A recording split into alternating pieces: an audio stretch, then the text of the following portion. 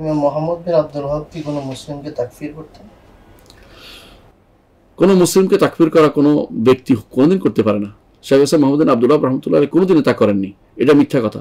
তিনি শুধুমাত্র আম করতেন, যে কেউ, উনি বলতেন যে কেউ কবর পূজা করে সে কাফের, যে কেউ এই কাজ করে যে কাফের, এটা হলো ব্যাপক কথা। আর এটা হলো ব্যক্তি নির্ধারণ করে অমুককে কাফের বলা, যতক্ষণ পর্যন্ত তিনি তার কাছে স্পষ্ট না হবে, যেহেতু তিনি আলেমে দিন ছিলেন, তার অধিকার ছিল কাউকে কাফের বলা, হুকুম দেওয়ার অধিকার তার রয়েছে।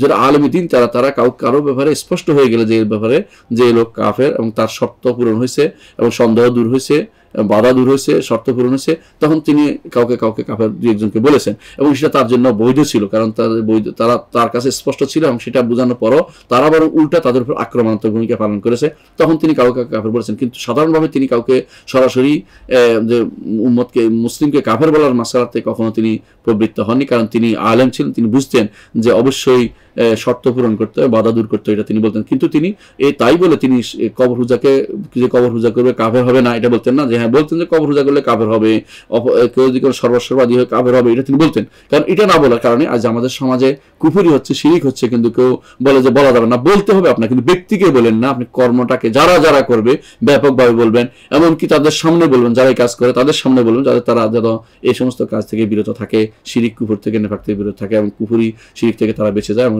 মুরতাদ হওয়া থেকে তারা বেঁচে যায়।